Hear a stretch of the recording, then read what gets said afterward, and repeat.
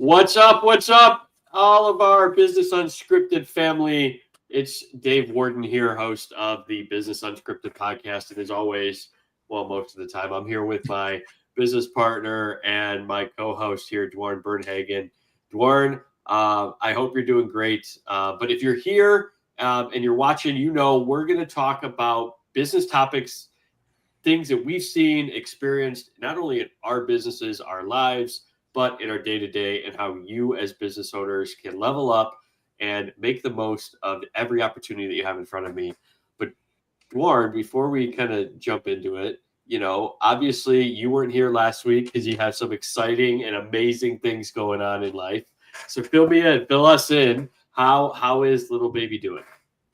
Yeah, we welcomed Monday before last little baby Anastasia Dawn to the family. She was doing great. She is still doing great. She's at home with mom. Got home late last week. So, Nice. Of course, I decided to take the Friday off last week to be there and help out with mom and baby. So we've got a great support network of family around, which is helping still. But it's just incredibly cool to have another little baby in the house. For those who are not aware, like my other daughter was born a year ago, 3 days ago. So she is now 1 year, 3 days. So we just celebrated her 1 year birthday.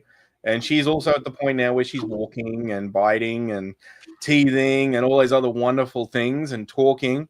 So, it's super exciting. Lots of little babies in the house, lots of baby formula, lots of nappies. Somehow I managed to get out of changing nappies a lot still. I don't know if that's a good thing I should be saying on camera, but you know what? It's great. It is what it is, right? It is. Like, look, my wife is telling me tonight over dinner, she feels like she's working a call center US account again, where she's up all night looking after baby. And for those who are not aware, newborn babies have probably the size of a walnut is the size of their stomach, which is why they feed so often and pretty much feed and then poop straight away afterwards. So they can't retain a lot of that. But good thing is, first checkup of the baby was a couple of days ago. Everything's going well. She's already gained 0.5 kilo. So that's fantastic. Love it.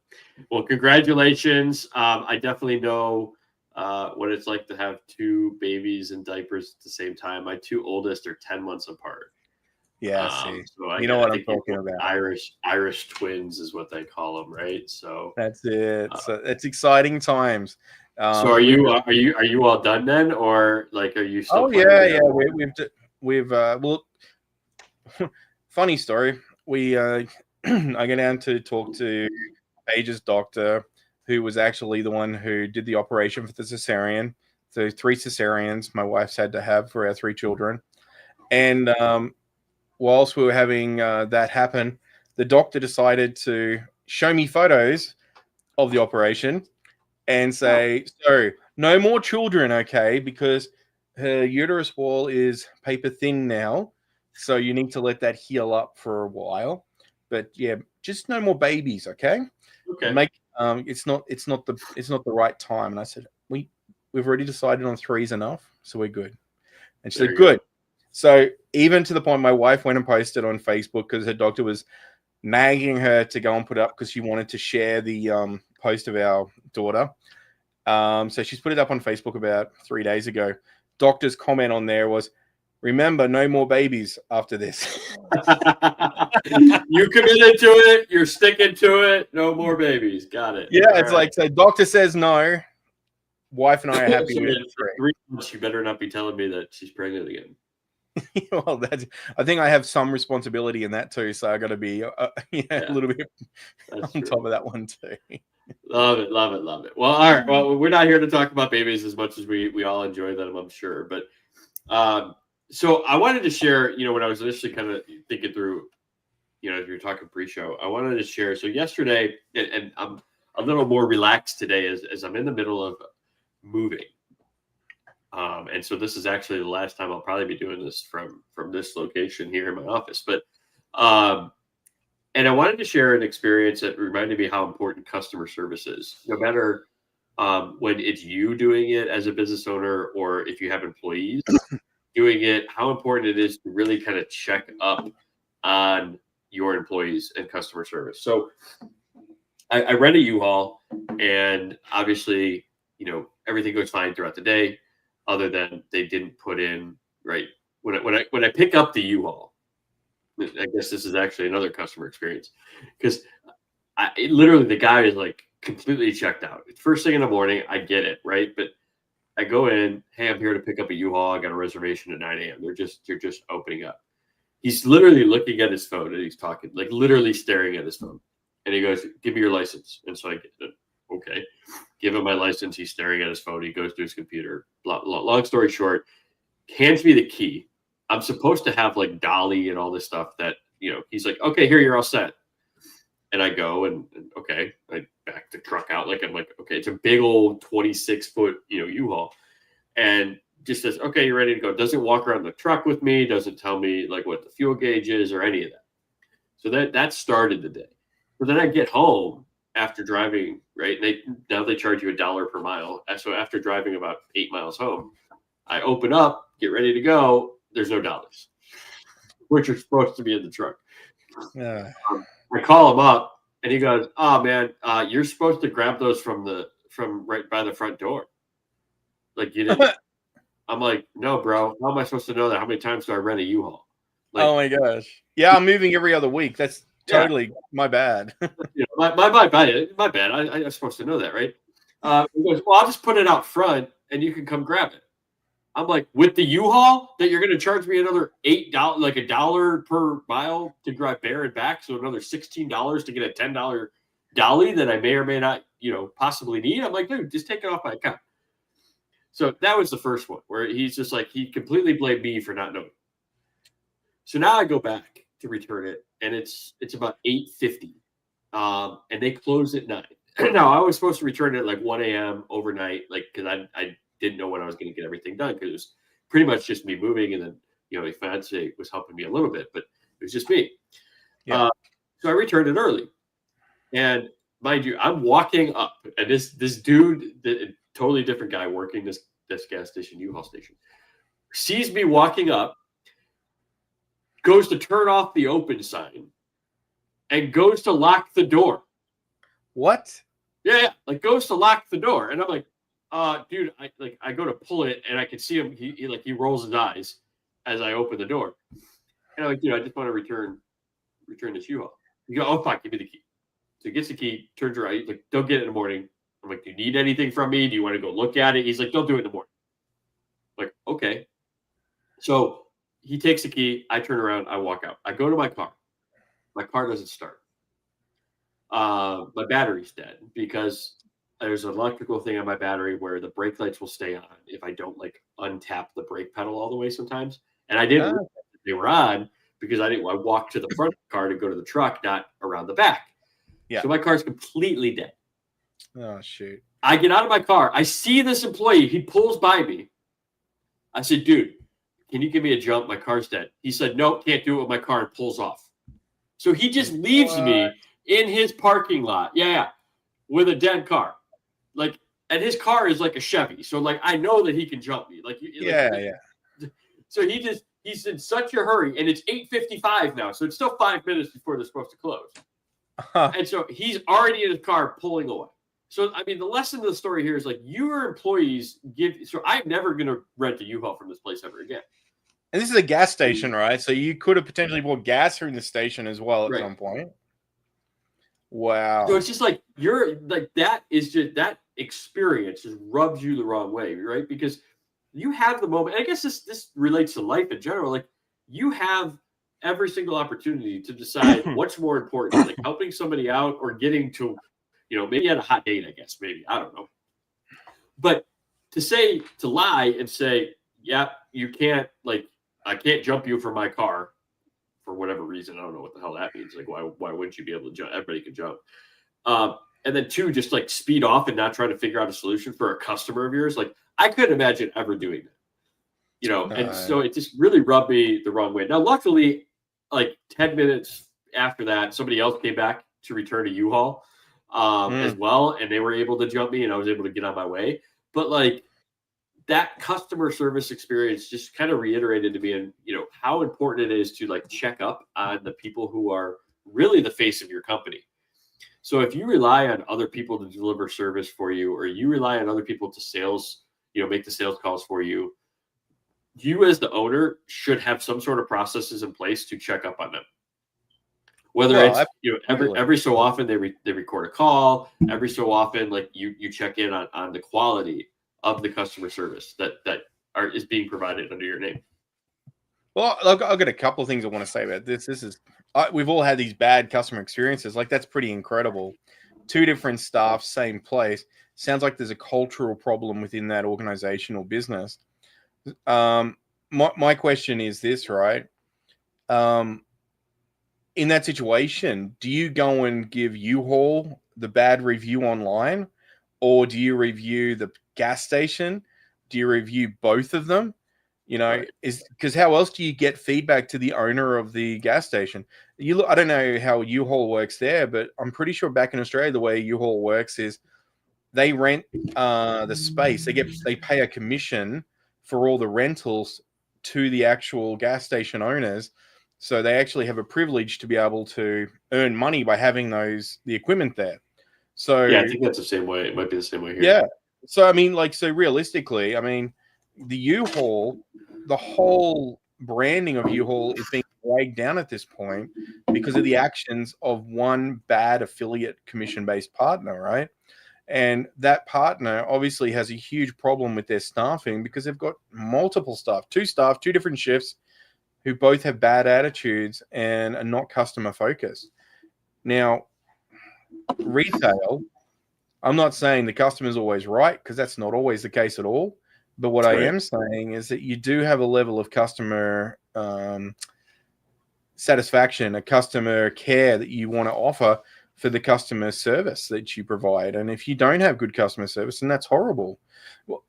We had a situation in the hospital just the other week where we had a resident doctor decide to carry on like a loose cannon and just starts, calling things out. You can't do this, you can't do that, you can't do this, without asking questions. And I had to ask him to leave the room. And when he came, and I told him to come back with an actual doctor who's actually, that he reports to. And he came back and we spoke about it with that doctor. And one thing I made a comment of was, you have no bedside manner. You have no customer care. Your empathy is at an all-time low. There, if I could review the hospital right now, I'd be rating it 0 stars because of you and your actions. So I totally get how one experience can cause that. And in this day and age, I mean, how easy is it to go onto social media and just go onto Facebook, record a little video and go, hey, look, so here I am right now at this gas station, dead battery, kind of sucks. Just return this vehicle. This guy peels out of here 5 minutes before closing time and decides to tell me, nah, can't help you with jumpstart your car. I mean, this is a gas station, a garage. Isn't that what we do? We help people. I mean, for sure. And I get that. But I guess on the flip side of that, and I want to, play the other side of it too, where, a lot of these places are small mom and pop places, right? There's like you and I. And here's the other thing that I think a lot of the customers need to understand too, which is where I'm coming from as well, is that like just one bad experience doesn't warrant necessarily you trying to destroy that company's reputation. Of course not. I think it has to come with some sort of great assault. Maybe the guy was having a bad day, maybe, but that's where I talk about us as owners. It's our responsibility to understand what's going on. And I ask if you let it go on, I ask you this: you and I may feel that way, but in an event where you've got a gas station and you don't have a clue who the owner is, you've got no way of finding out who that owner is, and you're stuck there, pissed off at 9 o'clock at night in a car park with a car that won't start, and this guy's just done this to you. I mean, how many people in your position would take the high road and do what you did versus jump on social media and start ranting? I mean, that's the reality. That's the world we're living in right now as well. People can put out very, very quickly a bad experience.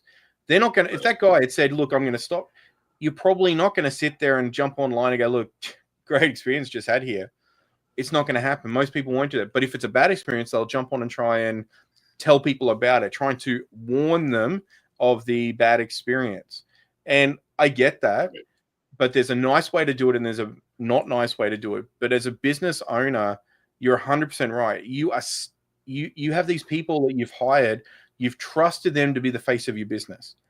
And if they go and do something untoward to a customer, if they treat them the wrong way, if they, say something or act in a way that doesn't make that customer feel good or special, then that customer may tell 10 other people.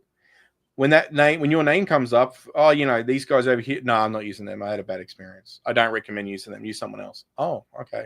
When there's a post in the community post on Facebook and people saying, hey, guys, I'm looking for somewhere I can hire a truck. Where do you recommend? Well, don't go to U-Haul over here. These guys treat you like crap. I mean, right. These are the sort of things that you're going to expect to see because people feel they're doing good by warning other people against bad experiences that they've had personally. Yeah, and I don't have a problem with that. I just feel like, I heard, I don't remember where I saw it. I think I saw it from one of my buddies who's a business owner as well. But, he shared a post, or maybe it was like an image post that said, so many people are so quick to destroy a local business in terms of reputation. But yet people will continually go back to Walmart or McDonald's or Taco Bell, even though how many times that they've, ruined their order or, had a missing item, etc. So many people give so much benefit of the doubt to the big companies, but when it's a small mom and pop who's trying to do everything, people one bad experience and they're like, oh, I'm not going back to that mom and pop, but they'll go back to Walmart, 14 times in a row, even though, it's Walmart. I totally get you. And, look, and then I totally get that. But what you're also looking at is I totally feel that there's not enough leeway for businesses. For me, I try and talk to the business when I have a problem. Makes it really hard though when the guy peels out of there and and he's not there to talk to.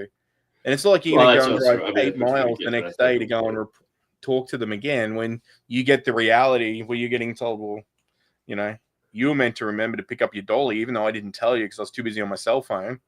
And look, I get people have bad days, but none of this changes the fact that these are people who have been put in charge of customer experience at the front end. And if it's happening at a gas station with 2 different staff, that's not an isolated incident. Well, and it could be also the trading. That's where also like the trading, the customer service as the owner. Like, are you just throwing these people in? And again, this is in general. I'm not talking about what this absolutely is, but like you have to have training in place. You have to have follow up. It's one of those things. So many people don't need to be taught new things; they just need to be reminded.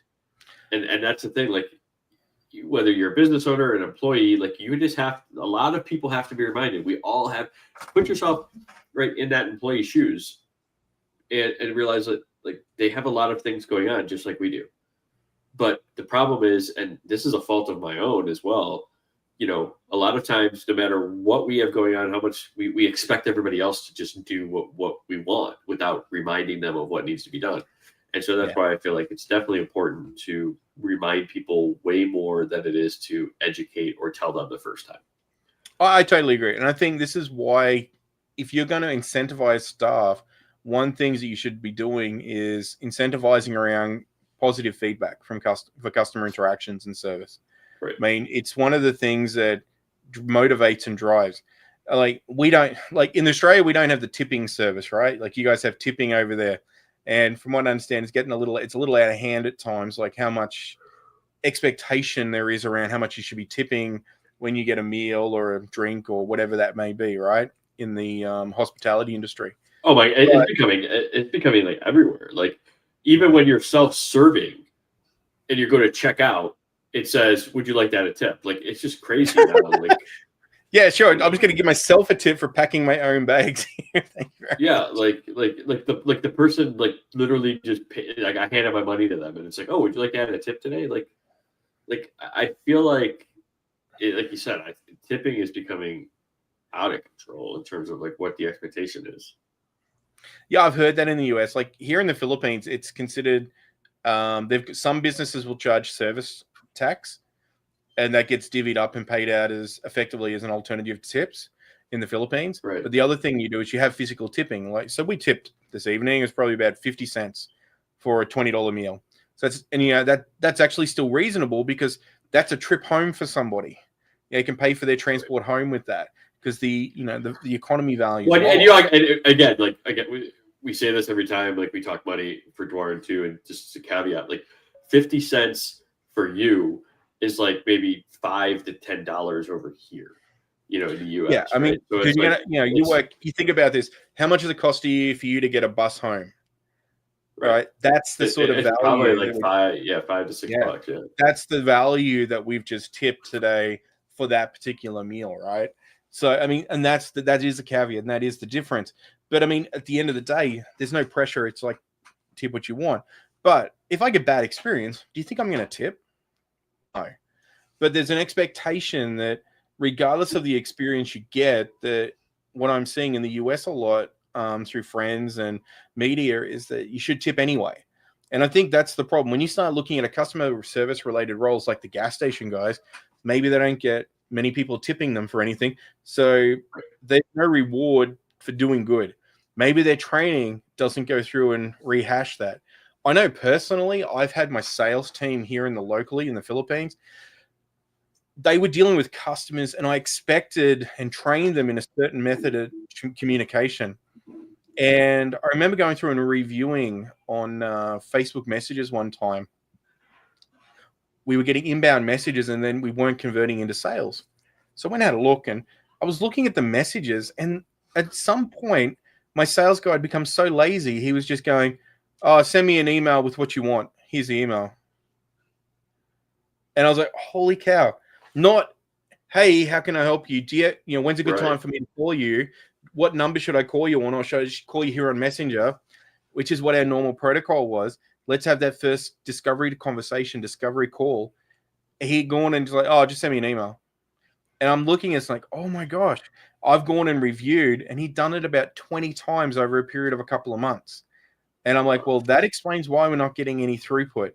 We're spending money and effort marketing and getting these leads coming through, thinking that we're doing the right thing in one department, only to find out the person who's ruining it. The customer ruined the experience, 100% ruined it. And I was like, wow, isn't that crazy? And that's a reality call as a business owner, because you think about cost of acquisition of a new customer. And we see it all the time. We hear it all the time and it can cost $20, $30, $100, $200 to get a client sometimes, depending on what sort of business you're in. And if you're a big ticket item, that's really painful. If you're a small ticket item, like let's say you're a hire company hiring out cars, bins, trailers, whatever that might be, then you might have a lower acquisition cost for customer. It might be $3 to $5.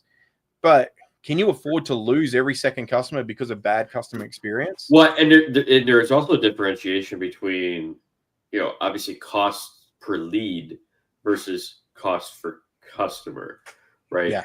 And I think you as a business owner should be paying attention to those two costs combined with what is the lifetime value of a client, because those are going to, kind of give you the insights of where you need to be spending your marketing dollars.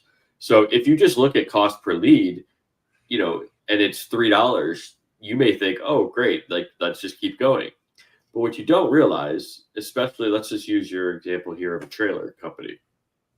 Let's say they rent out a trailer and, let's just say it's $50 or $75 a day. So they're paying, $3 to $5 per lead, but they only are closing, because their sales team sucks, 1 out of 20 leads. Yeah. Right. So they only have a 5% close rate. Okay. So if they have a 5% close rate, you now have to add up that cost per lead by 5. So if they're, if they're paying, $5 per lead, then their cost per customer is actually $25, right? Not 5, which is what they may be looking at. Adds up a lot. Right. And then so now that $25 goes into that $75 daily rate. So now you're only making $50 after bringing in that new customer. And then if you have other costs like fuel and delivery, right, that's maybe 40, now you're only going to make $10 on that daily rental per customer, where before, like if you could get it down to actually $5 per cost of lead, you would make a lot more. And so this is why understanding cost per lead, cost per customer, customer acquisition costs, and then what's that lifetime value? Like how often do they come back?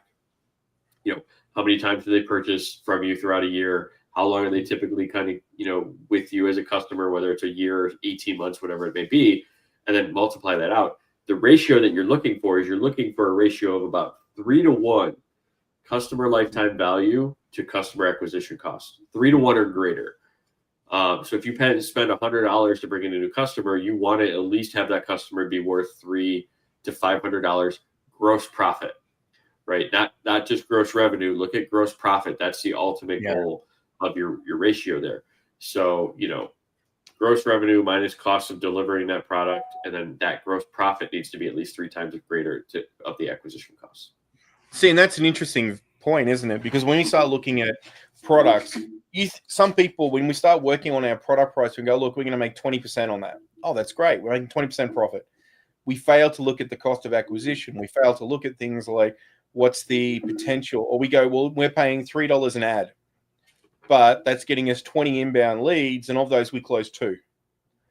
Right. And if you've got a customer experience which is very, very poor at the beginning of that, and that loses you our experience, or maybe it's worse. Maybe they've signed up and started doing business with you, and then they get a bad customer experience, and then they stop being a customer. So they go from being a recurring monthly customer or a return customer and no longer interested in doing business with you at all. I mean, that's a huge cost to your business again, too, because you're getting such a huge drop off. Not to mention, each one of those people you lose from a bad customer experience is one more chance for reputational damage in the future. Right. And this is where I feel like it's important, not feel like, I know it's important for business owners to be regularly following up in terms of their clients, right? And giving surveys or asking like how things are going, and having that sort of regular interval set up where email can just go out, create a survey, and then you have a automation that sends the survey out after let's say 60 days, and then 120 days, and then 180 days, and then you can manage, right, and start seeing and tracking that data to see like where are people having the biggest issues in your business. And if you can't track the data and you can't track the outcome, you can't manage it, right? You can't properly actually manage that information in that step. One of the best examples that I've witnessed was actually with a car dealership back in Australia. And they were one of the largest car dealerships in the region that they operated in. Looked after about, 6 brands of vehicles back there in Australia. And they were selling huge numbers of cars all the time. Big service center, had 5 locations across the area.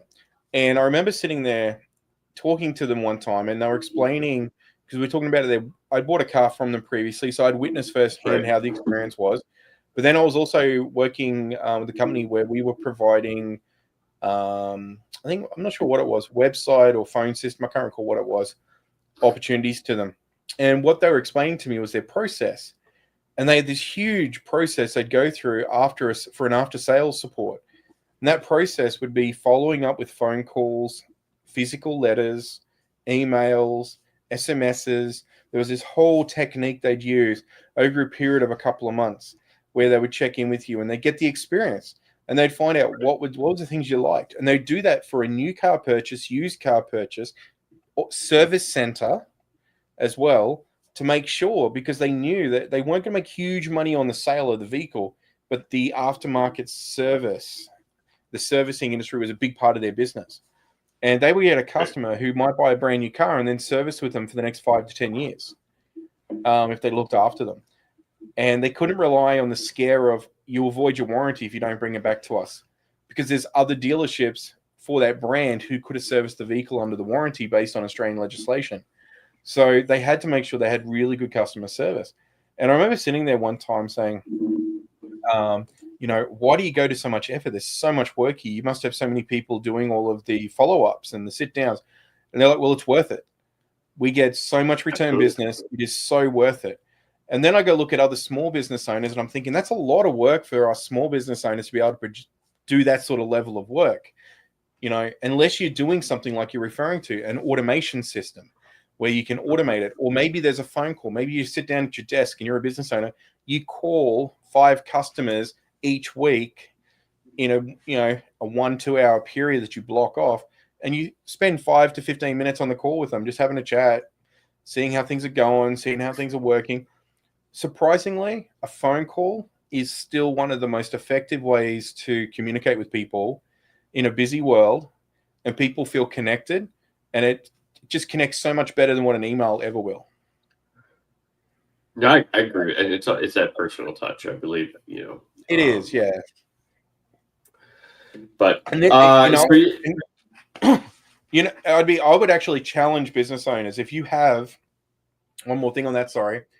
If you have a team who regularly deal with your customers, challenge them and ask them the question, when was the last time you got on a call and just called one of your customers just to ask them how they're doing? Ask them how business is. How are they enjoying using your product or service? Do they have any concerns?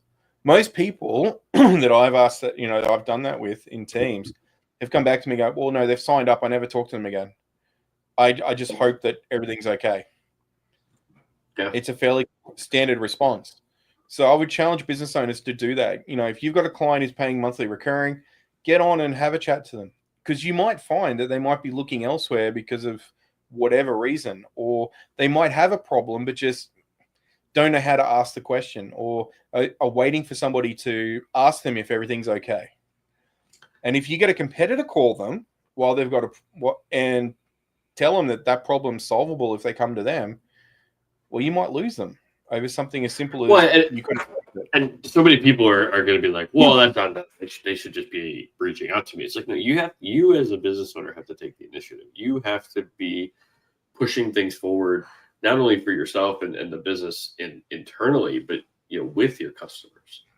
Yeah. So many times people, they're busy, they have lives, they're doing other things, right? Maybe you're B2B and they're doing their own operations, and they're looking at you to provide a solution for them. And if they have a question, sometimes they forget about it. So, but by prompting them and saying, hey, what's going well for you? What can we do better for you? That gets them into that sort of mindset to think of like, oh, let me kind of think through the relationship a little bit and actually put that down. And then you act on that. So when you get that information back and you get that feedback back, make sure you're acting on it and you're not just letting it go by the wayside.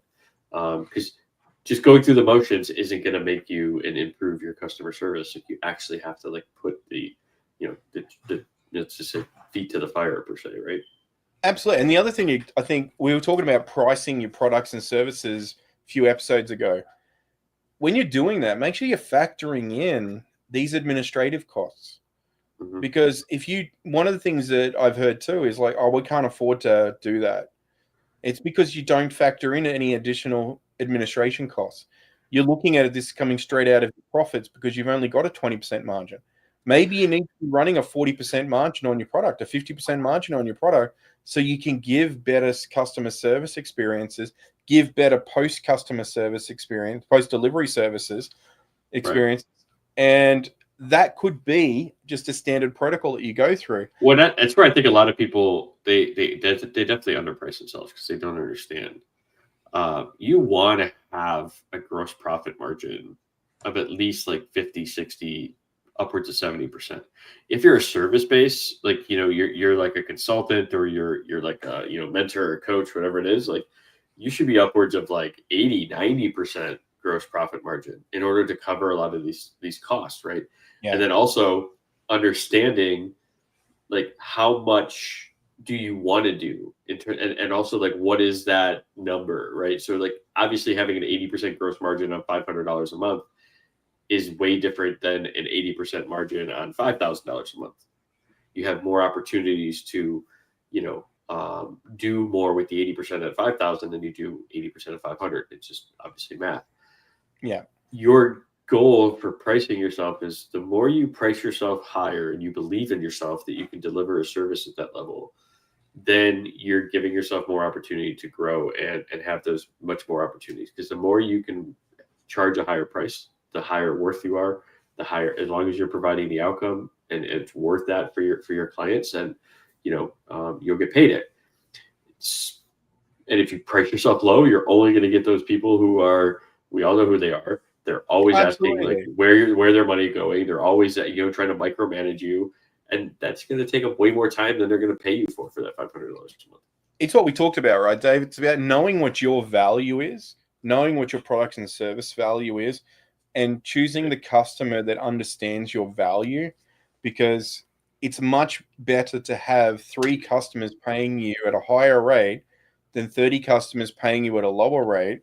Because you know what? You can get on a call and spend 30 minutes a month having that conversation about how they're feeling about the service, what's going on with their kids, having that conversation that makes them feel important, so that they know that there's a huge value add on top of what they're getting with you. It's not just you're solving a couple of problems and sending them an invoice and you never hear from them ever again. And that, I think that leads great into what we were kind of initially talking about. We're at the end of June, and these are things, 1 or 2 points that we're making right now that you could really begin to focus on for the second half of 2025. Because we're getting into, obviously July, and so we're about to start the second half of the year. And for many business owners, in my experience, right, we would be looking at reforecast, right? What happened in the first half of the year that needs to be improved, needs to be corrected for the second half of the year. We would actually probably start that more towards the beginning of June. But if you're listening to this now and you haven't started at all, you're not too late. You can restart right now. Right. That's the beauty of the best time is obviously, yesterday. Right. But the second best time is right now. So pricing, looking through your pricing, looking through your gross margins, like taking a look at your financial statements with your bookkeeper, your accountant, or whoever you're working with, looking at those things on a regular basis is your start. Understanding, what is my gross profit margin? What are all my other expenses? Make a list of all your recurring, expenses, and figuring out, what do I need to continue on that helps me with not only client delivery, but client acquisition. And if it doesn't lead into one of those 2 things, you can probably get rid of it temporarily, especially if you're not where you're at profit margin wise. But for myself, like reforecasting, working with some clients through reforecasting as well. What happened in the first half of the year? What's changing? All right, what are we planning on doing in the second half of the year because of those changes? And then planning those things out in terms of your metrics and your financials. It's in a vital, importance. I think so many people get caught up with, well, I'll just wait till tax season, especially smaller business owners, and they can't make the best financial decisions that way. Well, the other thing is too, I mean, like, how busy are the accountants and the bookkeepers going to be during that season? They're not going to be able to give you as much time to help you with those questions and strategies. So do it in the off season. It's like a football team, right? A lot of their best training happens in the off season to get ready for the main season. So I can't tell you how many bookkeepers or accountants that, especially the ones that do taxes as well, like they're just like, oh, well, we'll get around to your bookkeeping like in April when things get caught up with taxes. So, and it's like, oh yeah, we get caught up, with everybody's bookkeeping in April. It's like, okay, so basically what you're telling me is that you're not giving them any advice for the first 4 months of the year, which is, also vital, like in terms of understanding market. Did things change? Like, I couldn't understand why you would do that. You know what I mean? So it's like, if you're going to do bookkeeping, yeah, it should be every month, not, oh, well, we're just going to catch you up in April, and then we'll hopefully help you do some things throughout the year. See, that's a bad customer experience right there, isn't it? Like, because I know, like, if you're a business owner, when are you doing your annual budget? When are you planning your budget? You should be doing your budget in like October, November, if you're a small business, right? Yeah. If you're a business owner, solo, small, October, November, you could probably get it done in enough time to plan. Now, when I worked for bigger organizations, like, over the 9-figure, kind of type of organizations, we started our budgeting process in the end of July for the next year, because there is a lot of input that we had, a lot of stakeholders that we had to, get some information from, planning out, developing those KPIs. And so we would start end of July, and probably end of September, October, where it finally got approved, which gave us the time to start implementing what we needed to do in order for that January sort of budget to hit, right? Yeah. And here's what we did from there is we took that budget and we reviewed it against actuals. You have what you call a budget versus actual report, where you could see, okay, in January we budgeted revenue to be 100,000. It came in at 110. Perfect. Why? Like, what happened? And understanding the metric behind it. Did you add an extra client that you didn't think was going to happen? Did you decide to up your fees in December? Whatever it may be. Same thing with your expenses. bookkeeper busy doing someone else's taxes and unable to give you advice during that first part of the year? Right. And so you do that line by line, obviously at a high level. And then, anything that has a variance of typically what we would say is like 10% or more, we'd actually deep dive it a little bit further. And then what that does is it allows you to be up to date with the information that you're looking at, as well as what were you thinking it was going to be versus what it actually is. Then what I would say is starting from like March, April on, now you're reforecasting for the rest of the year. Okay, what happened in the first 2 or 3 months that isn't going to continue, that you were planning on continuing? So maybe you had a 10% reduction in clients, that it's going to take you 9 months to get back up to that level. But in your budget, you were budgeting an increase from your past level of like 2 clients. Well, obviously you're going to be off now by a significant number. Now you reforecast your budget to actually match, right, the new scenario. And a budget, we always say this, a budget is really only as good as the moment that you print it and you finalize it. From then on, things are going to change. Everything's going to happen. That's why like budgets aren't meant to be like the end all be all. Like the budget is just a general guide of where you're heading, and then you reforecast that as you're moving forward. Which makes sense why small businesses should do it later in the year as opposed to earlier in the year, because they're going to have more flexibility to move anyway, and they're probably going to have a better direction later on to be able to do that. Whereas a large business is so many more stakeholders, they're going to have to go and get so many lot more tape, right? Yeah, they got to make sure they get all that approved by the right parties, etc. How many times have you been in a room sitting there talking about a proposal and then going, well, we're going to have to get that added to the budget? And it's like, when's the budget getting approved? Well, what's going to happen next year? It's like, oh, okay. So, we've all been there with these large corporates, whereas a lot of small business owners, they can make decisions on the fly. They can make decisions. But and here's the thing, like when you mentioned that with that one scenario, right, where you go to let's say you go to a corporation and they're like, oh, well, it's not in the budget till next year. It's like, oh, so like this impact that's going to generate, let's say $20,000 a month, you're willing to wait 6 months till the funding comes available in the budget? Like, is that really what your president, your CEO wants to do? Like, that's $120,000 miss. That's what I mean? And so like there's ways to work around now to make that happen. Like, obviously when you guys created your budget, you didn't know that you needed to make this change, and you didn't know that you needed to implement this. Well, it's going to cost you, let's say, $40,000 to implement. And if we started now, by the end of the year, you could have $120,000. Like, it would pay for itself. Like, don't you feel like you could move funding around and use the words like funding, not like budget, because budget's limiting, right? Funding means you have other ways. Like maybe they have a line of credit available. Maybe they have, liquid investments. There's other ways to, kind of, instead of saying it's not in the budget, which very limit, say what funding do you guys have available or possible like adjustments that you could make to actually take advantage of this impact in your business. Yeah, that's a really good point, isn't it? Because I mean, how many times have you gone into a business, pitch a concept or an idea or a product or a service, had that feedback going, well, we're not in a position to do anything right now about it. There's no budget for it. But that if they were to stop doing what they're doing already and change to what you're doing, there'd be a little bit of pain up front, but be massive ongoing savings made by it. So therefore, you're talking about their operational expense going forward becoming far lower for a little bit of a capital investment now. Right. And So that's helping them see where that, I guess, is the key. we've talked about it outside of like recorded sessions, but we've even mentioned on recording sessions like the neuro emotional persuasion questioning model, right? And Jeremy Miner was 7th level, great teacher trainer on that sort of questioning model. But in terms of that, like if you've practiced right asking the right questions, when you get to the point of that investment level, they should have already persuaded themselves that they can't wait any longer.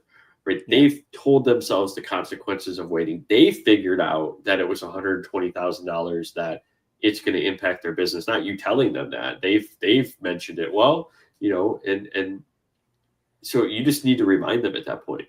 Yeah, Like, just remind them. Like, so it's only 60,000 to invest to do it now, but that's going to save you 120 over the next 12 months.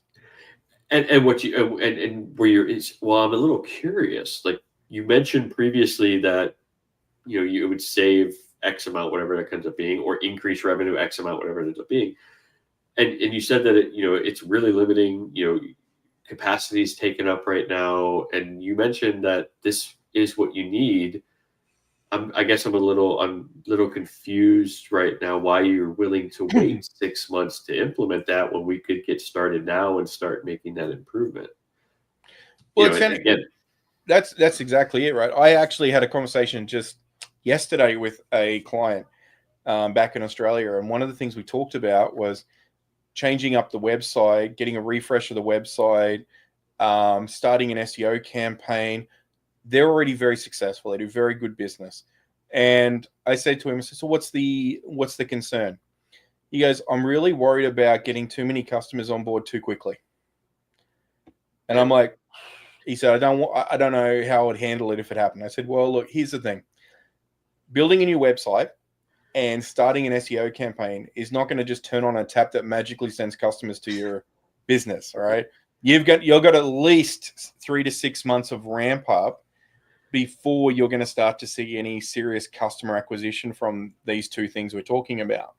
This is not like sending a guy out onto the side of the street, spinning a sign saying, get your pizzas here for a pizzeria, right? It's not going to get people flooding in and so you're saying there's no like virtual like light switch I could just turn on and leads would just flood me and my customers would just no, unfortunately that's possible. Not on this case. So, but why do so many people promise that? They promise that you're immediately going to get all these leads if we just flip our switch and implement our service.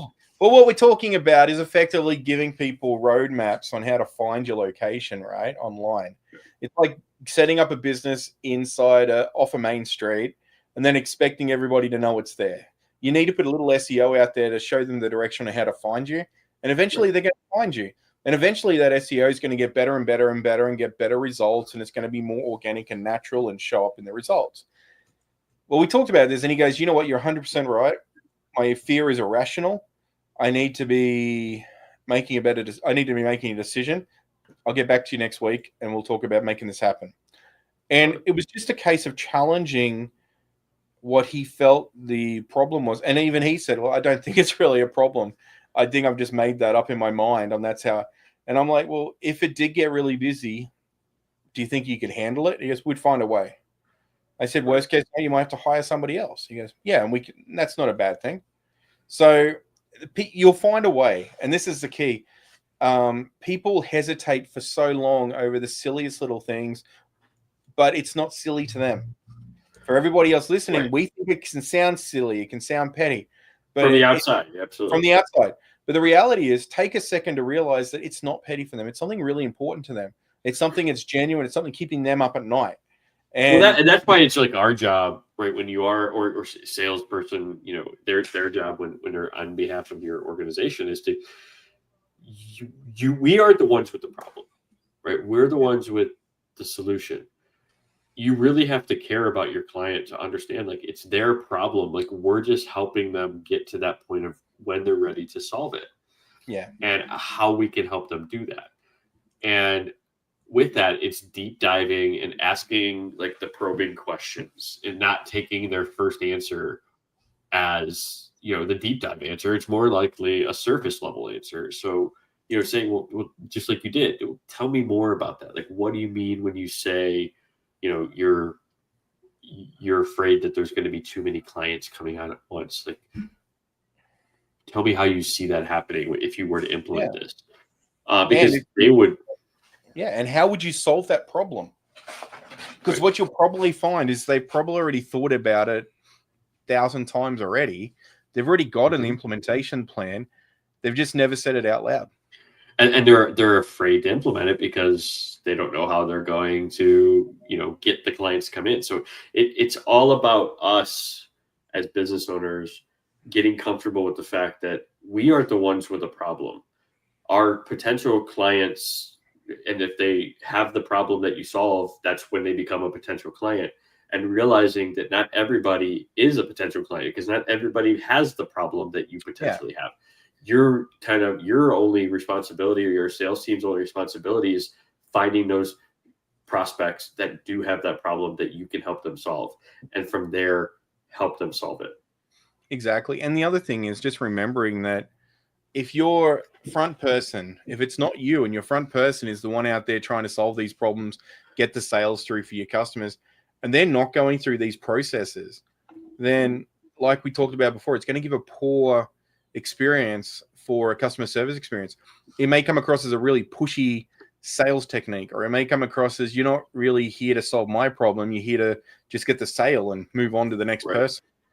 And you can't have that sort of, person in your organization and think that that's going to be okay. And this is where I think a lot of small business owners try and hold on to all the processes in their business because they think that they can do it better, or they know that from previous experience, they do it better. So, and I think you just got to get to that point where you train people up, you get them to the point where they can do things in the way that you want it done, but also remembering these basic premises that you were talking about here, Dave, that planning earlier on for your budgets, using different terminology like funding instead of budgets, getting in and actually helping people understand that what you're offering is a solution that can solve a problem and why it's so important for them, and why inaction is a bad decision for them as opposed to taking action. Maybe having a solution in place where you could take incremental action over a period of time, so it's not such a problem. Asking more questions to identify, is it a financial related problem, or is it a actual implementation operational related problem, or a staffing problem? There's always going to be some sort of kickback, and it's just understanding and asking those right questions to be able to effectively understand where you can move forward and work with somebody.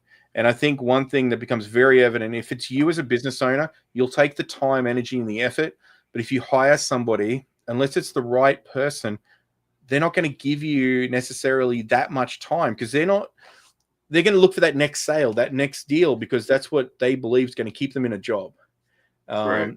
Or then maybe they're not offering that right customer service if you haven't trained them up, if you don't have the processes in place to make sure they understand that the customer experience has got to be at the level that you would do it at.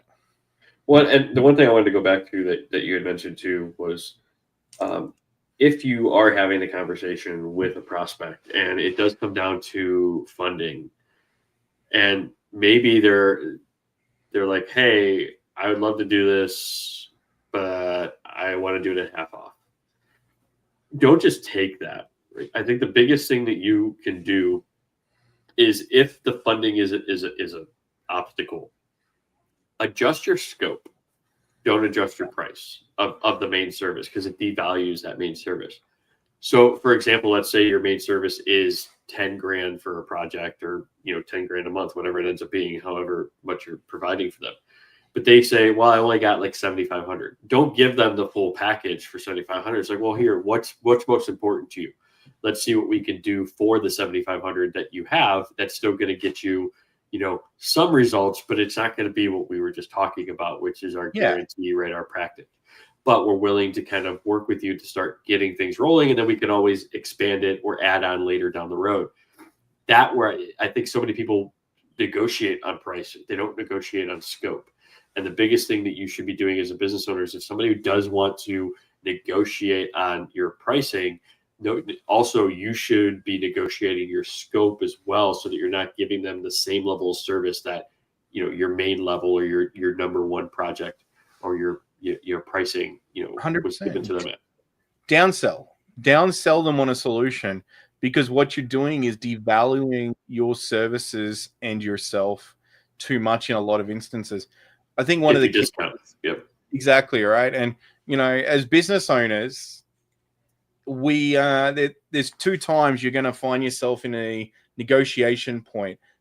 You're going to find yourself when you're looking for investors, negotiating the value of what you feel your business is worth. And that's one thing.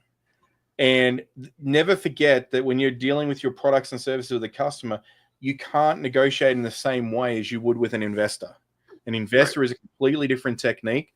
And yes, you may find investors come in and devalue your business, but you know what? They're an investor. And if they're helping you to grow that business and get it to where it needs to be, then that's something you have to decide at the time. That's a whole nother conversation. But when it comes to the products and the services that you're offering, you would imagine going into a Ford dealership and buying an F-150 truck, and you just saw a guy walk out with that truck for $45,000, and you wanted to get the same truck in a different color right next door, and he says, no, it's $60,000. But why'd you just let that guy walk out with it for 45? Well, he was negotiating with us. And the truck's still worth $60,000, but you've just lost $15,000 on that truck. Now, the alternative, everybody's going to want that same deal. Exactly. Downsell the truck. Go and sell him a small, used F-150 for the 45, because that's what his budget is. Offer an alternative that might solve the problem. But don't just jump straight into, I'll take your money, move on. Because if you're coming at a point of desperation and taking the money at that point, you're not only devaluing yourself, but you're going to create yourself a world of pain moving forward as well. Right, because it's going to require a lot more effort than what you wanted to do that work for, and you're going to have resentment, right? You're going to be dreading the fact that now you're working with this client, and maybe you're not going to give them the same results, right, that you promised, because you didn't get the money, but you didn't negotiate down with them, and you still have to give them the results. So it's a long, drawn out spiral that you get yourself into. So ultimately, negotiate scope if somebody wants to negotiate price. If you are going to accept the sliding scale, they both slide. You have to. Yep, exactly. If the price, if the investment goes down, so does the scope. You have to follow that and have that in your mind. Otherwise, it's going to be a long, sort of drawn out process. You're going to have resentment, et cetera, et cetera, et cetera. So, but man, so we had a couple other things that we were initially thinking, that I was initially thinking we were going to cover, but as always, right, it's unscripted. So we are not going to get around to those other things. So of course we'll talk about them in a future episode. But I just want to remind everybody, Dwarren and I are revamping our Triumph Mastermind program, group coaching support, daily Q&A sessions Monday through Friday, along with a weekly strategy call. So if you are interested in learning more about the Mastermind, we're going to share some information, a link down below. Check that out. You can sign up. We got some founding member specials right now where the group is going to be $199 a month. But as part of the founding members, you're going to be able to get in for $59 a month lifetime. So you're going to get a crazy discount for being one of the founding members. So we're looking forward to seeing everybody in there. And as always, we're going to go live every Friday morning. So if you love listening to us, and you made it here this far, whether it's on a replay or live, we truly enjoy you. I know Dwarren and I love having these conversations. Love talking to you about our experiences, what's going on in our business, and things and lessons that we've learned, and sharing them with you. Dwarren, what's your takeaway that you would want somebody to, at least hope that they took away from today's episode? I would say, if you're unsure what the customer experience in your business is like, ask a friend to try the experience. Ask them to do a mock sale, call, whatever that, drop by, whatever that might be, and just check it out. Because your employees will act differently when the boss is around, and it's nice to know what they're like when you're not around, and just get a bit of an idea, and just see if they care as much as you do. And maybe just consider, if you do get a negative result, what sort of attitude and cultural changes can you make, and training can you offer in your business to improve that and have everybody operating on the level that you want?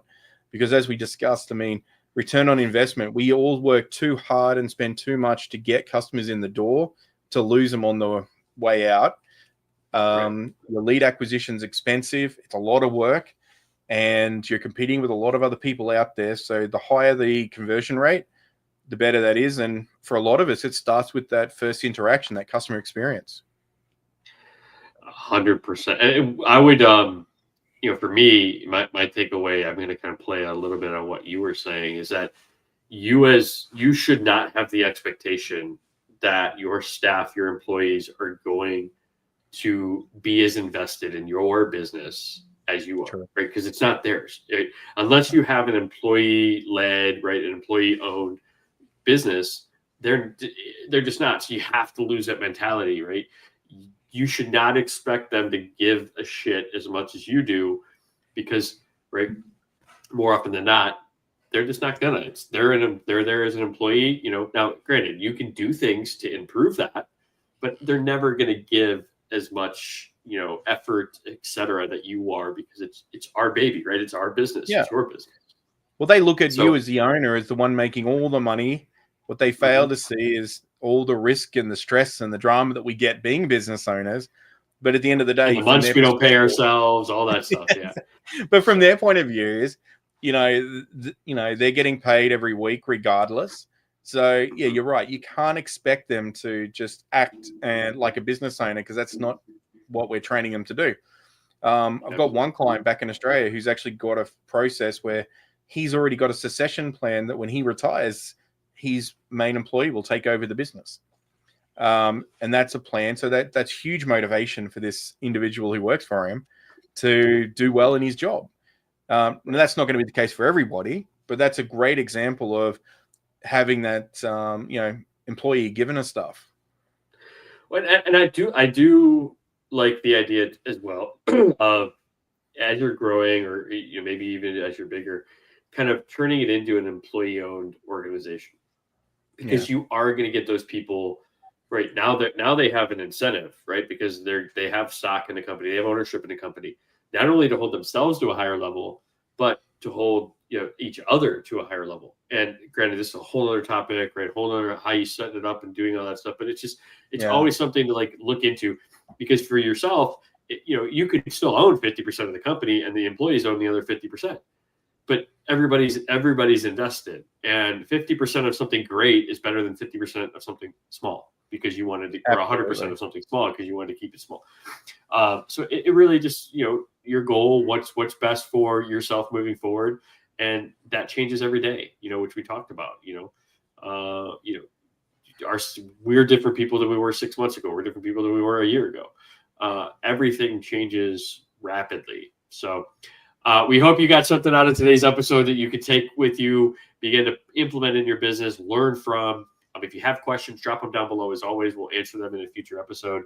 But Dwarren, thanks for joining me on today's episode. And if you have made it this far, do all that fun algorithmic stuff, right? Give it a like, give it a share. Make sure you're subscribed and you're getting notified every time we go live with a new episode. Dwarren, have a wonderful week. Everybody have a wonderful week, and we'll see you in the next one. Thanks for having me, Dave. See everybody. Yeah. Bye-bye. You got me loser, set me free.